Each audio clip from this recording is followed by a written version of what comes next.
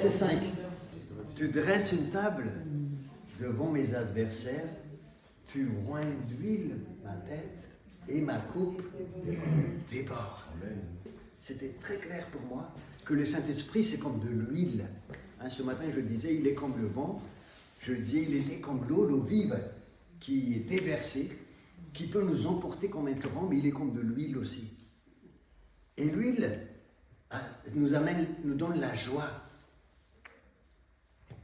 Tu dresses une table devant mes adversaires, c'est-à-dire que le psalmiste était en face des dangers, des épreuves, des soucis.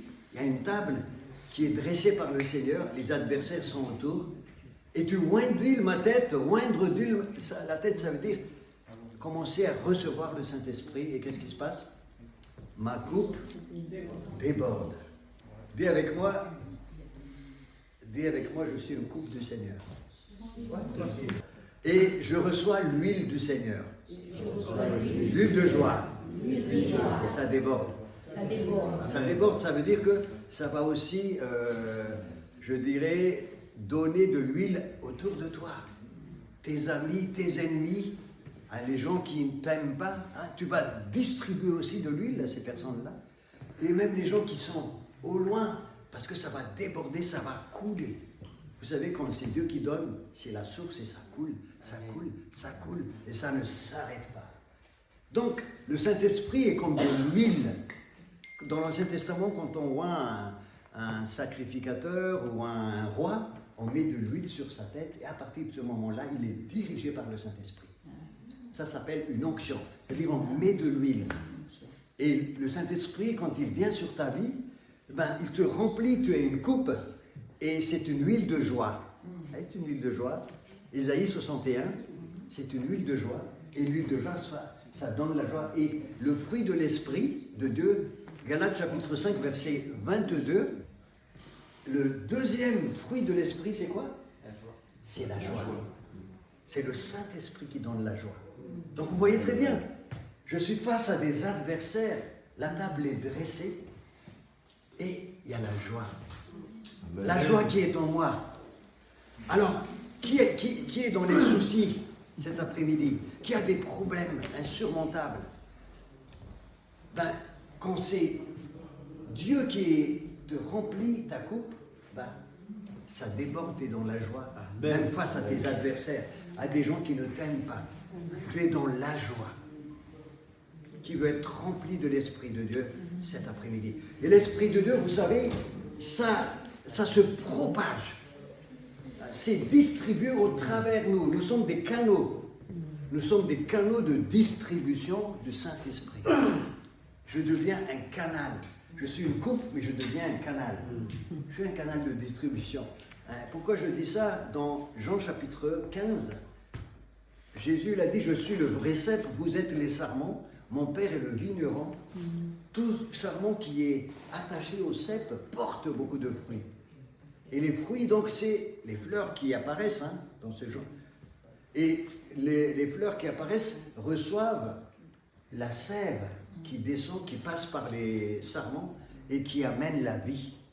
Et donc, vous voyez, les sarments que vous êtes sont des canaux qui vont amener la sève de Dieu. Et une des sèves de Dieu, c'est la présence de Dieu dans ma vie. C'est la joie du Saint-Esprit. Je suis un canal de distributeur de la joie de Dieu. Qui veut être distributeur de la joie de Dieu? Moi, je veux être. Et quand on distribue la joie de Dieu, au passage, tu reçois aussi la joie. Et c'est pour ça que la coupe déborde. Ma coupe déborde. Je deviens distributeur de cette présence de Dieu autour de moi.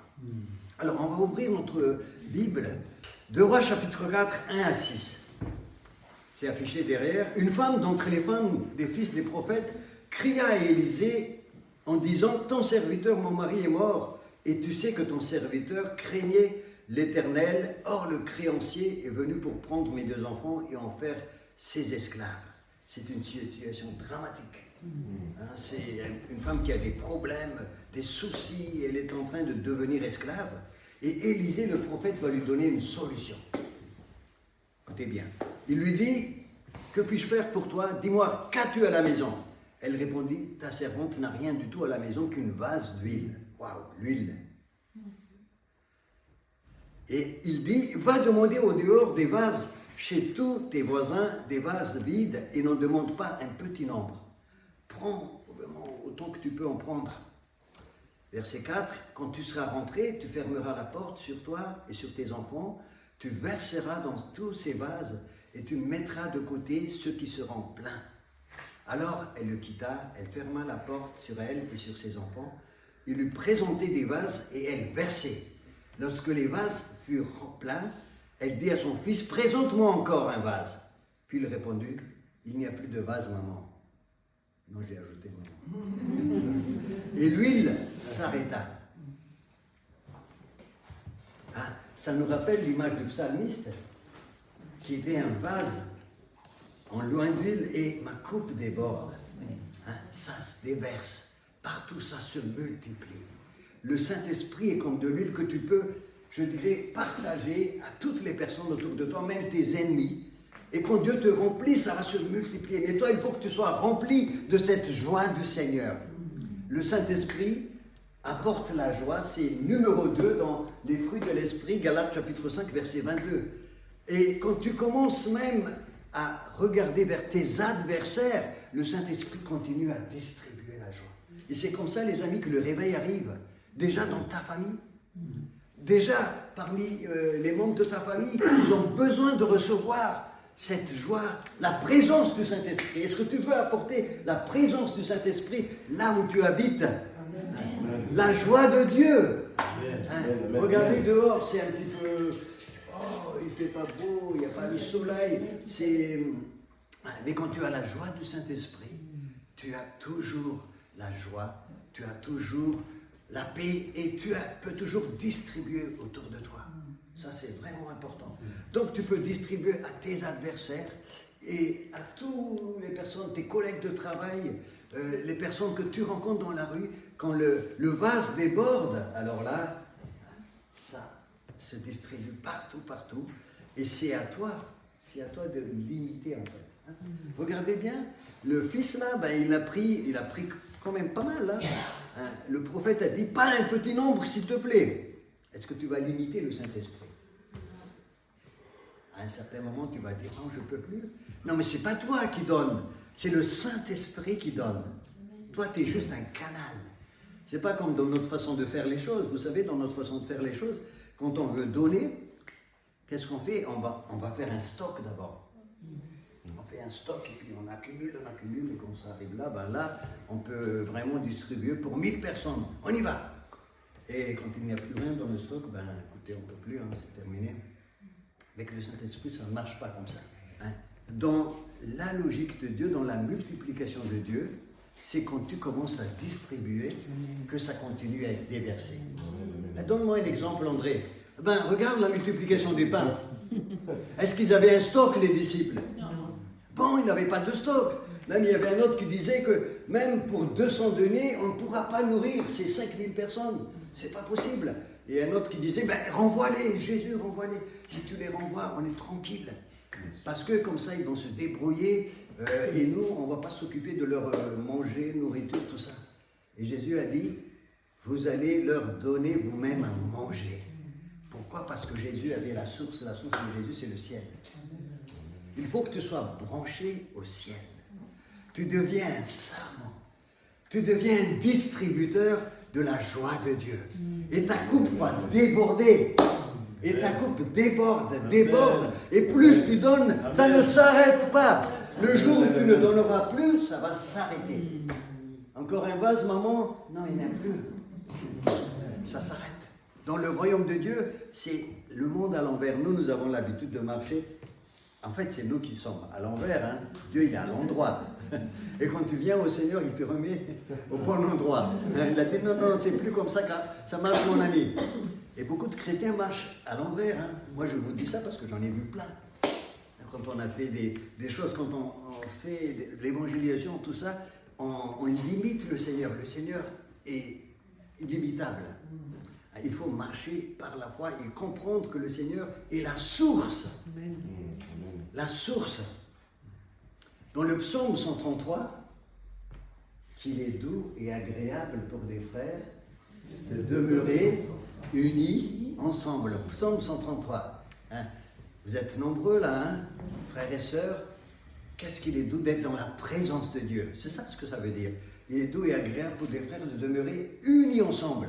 C'est comme l'huile répandue sur la tête d'Aaron. Ah, je le cite un petit peu à peu près. Hein, c'est là, répandue sur la tête d'Aaron, qui descend sur sa barbe et qui descend sur le bord de ses vêtements.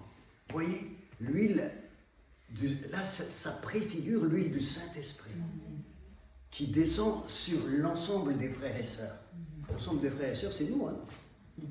Sur la tête d'Aaron, et ça descend sur sa barbe, et ça se répand, mais complètement sur sa robe. Il est rempli de l'huile. Il est rempli de l'huile de Dieu. Et d'où vient l'huile? L'huile descend. Est-ce que c'est lui qui a essayé de produire l'huile? Est-ce que quelqu'un veut produire l'huile? Non, impossible. L'huile descend. Tu es un vase, tu ouvres le vase comme ça et ça descend. Qui veut recevoir l'huile de Dieu? Ça descend d'en haut, c'est une grâce. L'huile, c'est une grâce, pas par les œuvres, parce que c'est un don de Dieu. C'est comme le salut, le Saint-Esprit, et tu reçois, et quand ça coule sur toi, ça remplit ton cœur et ça se propage aussi. Et ça se propage sur les vêtements. Les vêtements, c'est l'Église, hein, c'est la robe, c'est l'Église. Et c'est le monde aussi. C'est le monde. Mais c'est au milieu de nous que Dieu verse l'huile. Et l'huile représente la présence de Dieu. Et vous savez comment ça se termine, le verset là, le passage vers la fin? C'est comme l'eau aussi, hein, c'est comme la rosée du matin, hein, qui descend des montagnes aussi de Liban, et qui descend sur les montagnes de Sion. Hein, ça descend aussi.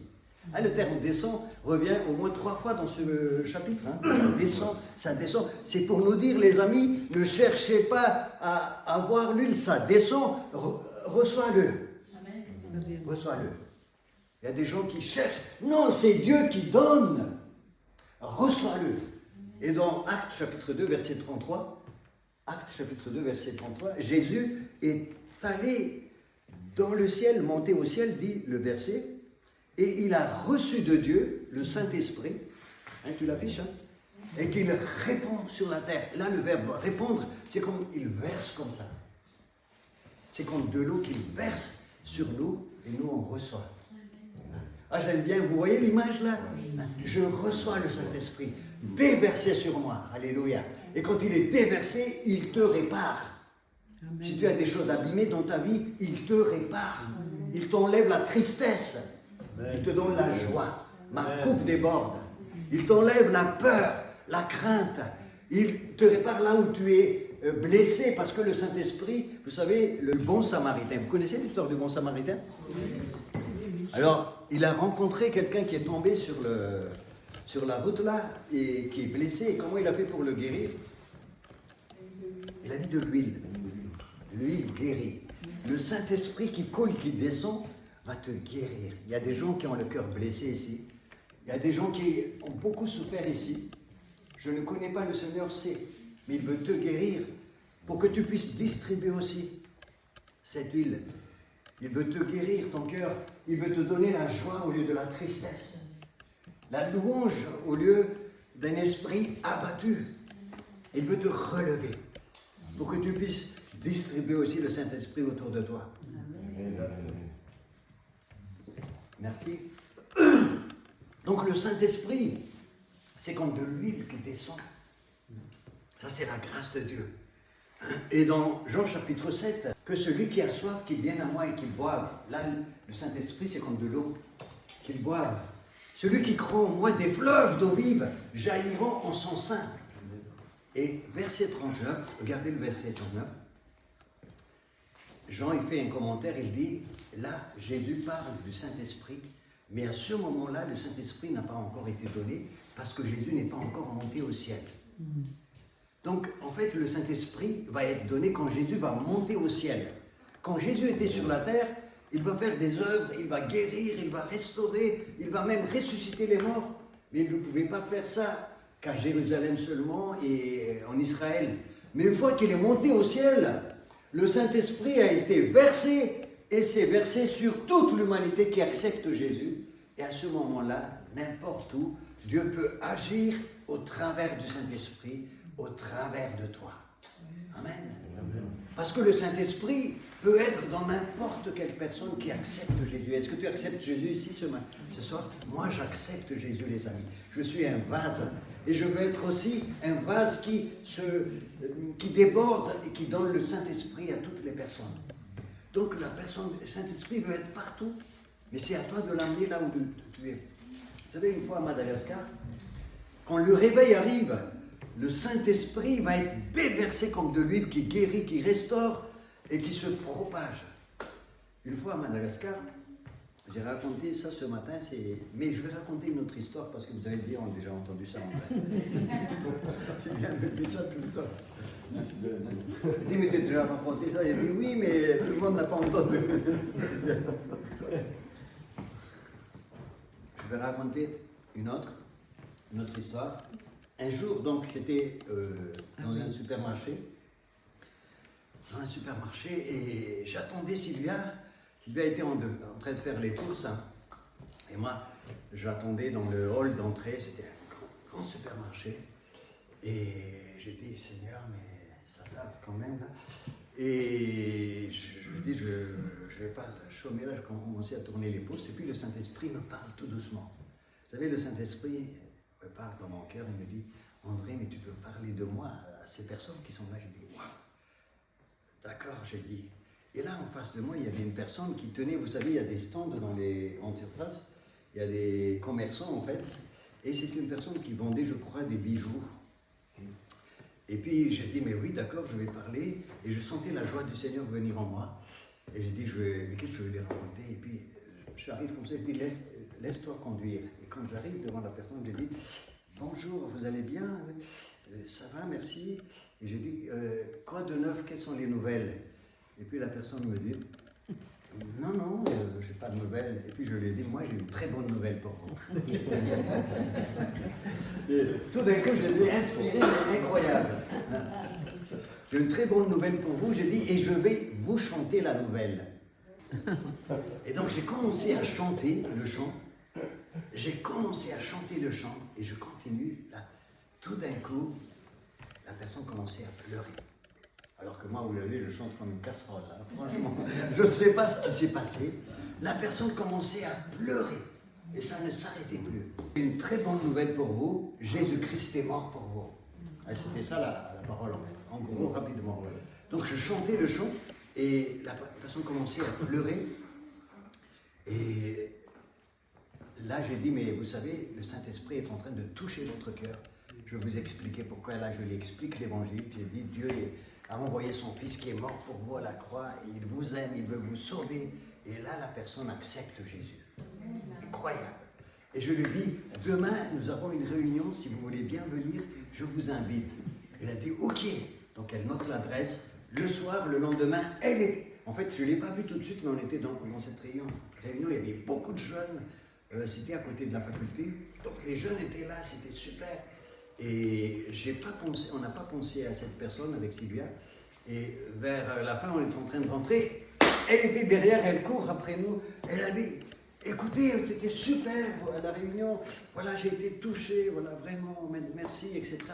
Et puis, elle a dit, mais voilà, j'ai un problème quand même. J'ai dit, mais qu'est-ce qu'il y a comme problème? Hier, quand vous êtes venu au magasin, il y avait mes collègues qui étaient là. Ils m'ont dit, mais qu'est-ce qu'il t'a dit ce monsieur? Une fois que je suis parti. Et il m'a parlé de la bonne nouvelle et j'ai été touché. Et pourquoi tu as pleuré? Parce que j'ai été touché. Et c'est quoi cette bonne nouvelle? Et donc, elle a expliqué. Et puis, les collègues, ils étaient, je ne sais plus combien, ils étaient 7 ou 8 personnes. Et pourquoi il n'est pas venu vers nous?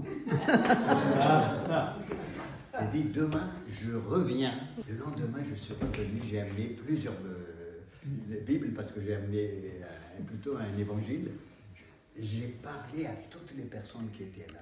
Elles ont toutes accepté Jésus. Amen. J'ai appelé ma mère, j'ai dit, tiens, occupe-toi de toutes ces personnes, amène-les dans l'église, parce que moi, je veux pas.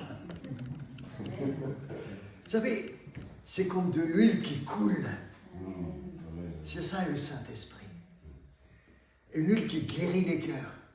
Il y a beaucoup beaucoup de gens, comme je disais tout à l'heure, qui ont vécu des souffrances, beaucoup de tristesse. Dieu veut te guérir aujourd'hui. Dieu veut enlever cette espèce d'épine dans ton cœur qui t'empêche d'être libre. Le Saint-Esprit va opérer cet miracle dans ta vie. Le Saint-Esprit va te restituer la joie que tu as perdue. Mais c'est encore plus que ce que tu avais parce que c'est une joie du ciel qui descend et qui va déborder. Même devant tes adversaires, devant tes ennemis, la joie de Dieu va te remplir. Alléluia. Amen. Amen. Amen. Amen. Et c'est comme ça que le réveil arrive. Les amis, maintenant une autre image que le Seigneur me donne. Ce matin, je vais parler de l'eau. Je vais parler du vent aussi. Et là, je vous parle de l'huile. Mais je vais vous parler du feu aussi. Le Saint-Esprit, c'est comme le feu. C'est comme le feu. Comme je disais tout à l'heure, quand je suis rentré pour la première fois dans cette assemblée, je me souviendrai toute ma vie ce qui s'est passé. Ils ont commencé à chanter. Moi, je n'ai jamais chanté des chants comme ça.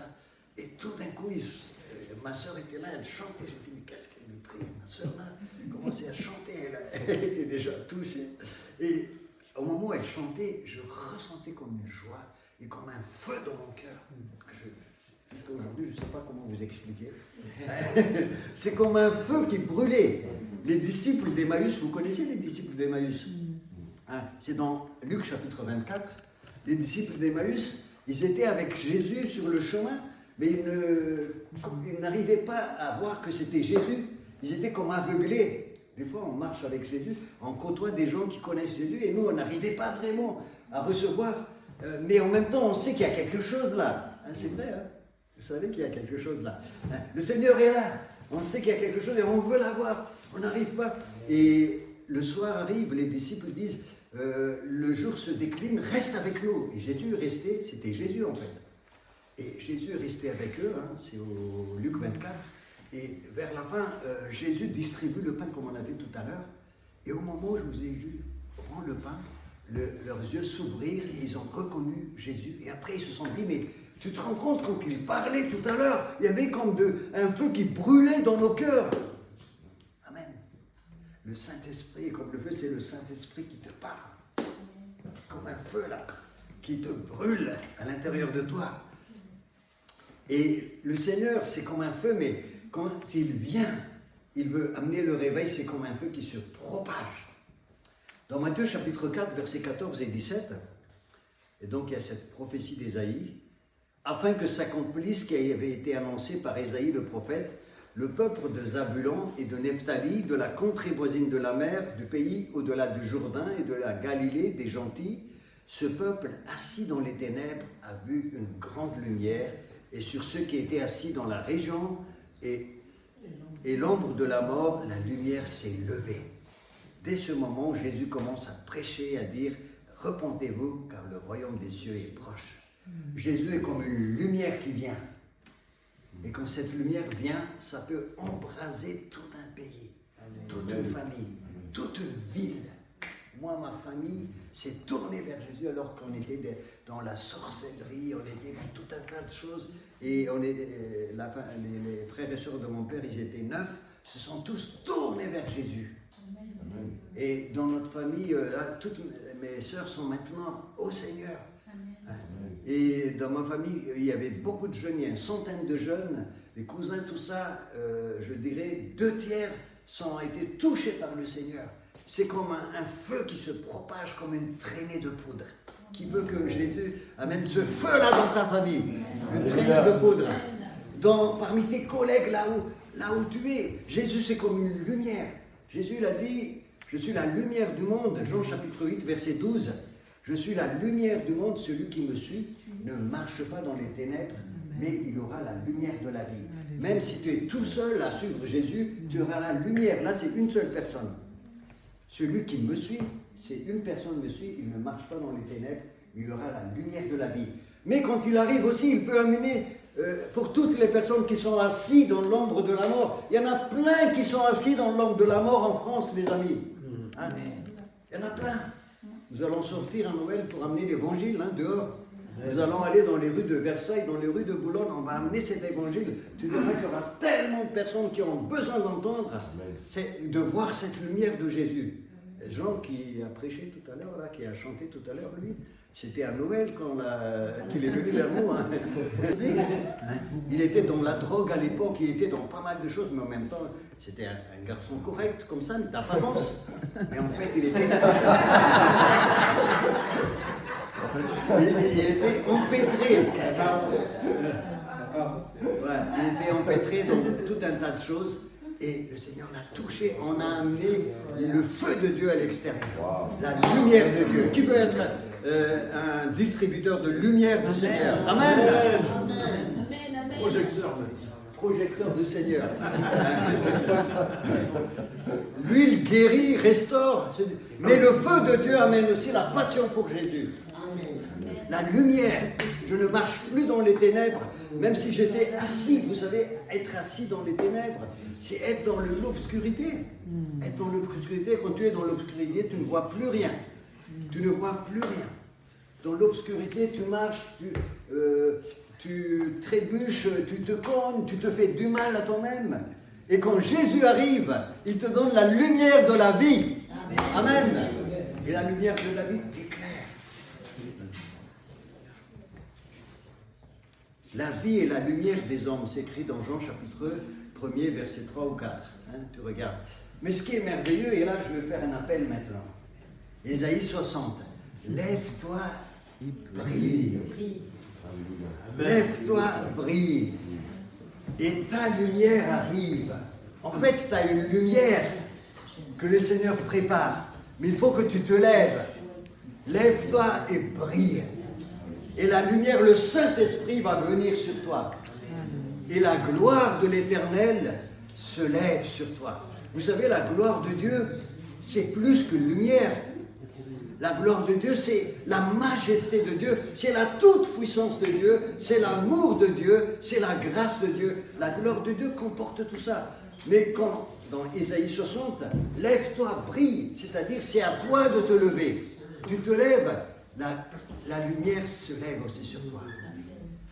Dieu n'attend que ça. Alors, maintenant, le Seigneur va te dire, est-ce que tu veux te lever pour moi? Si tu veux lever pour le Seigneur, lève-toi, commence à te lever là où tu es. Là. Pour le Seigneur, commence à te lever. Lève-toi, brille, car ta lumière arrive. Lève-toi, sois éclairé, car ta lumière arrive et la gloire de l'Éternel se lève sur toi. Et sur toi, la gloire de l'Éternel se lève. Qui veut recevoir cette gloire-là? Amen. C'est Dieu. Dès que tu te lèves, Dieu va envoyer sa gloire. Et dans cette gloire de Dieu, il y a l'amour de Dieu, il y a la puissance de Dieu, il y a la majesté de Dieu, il y a la guérison de Dieu. Maintenant, on va chanter un chant et après on va prier.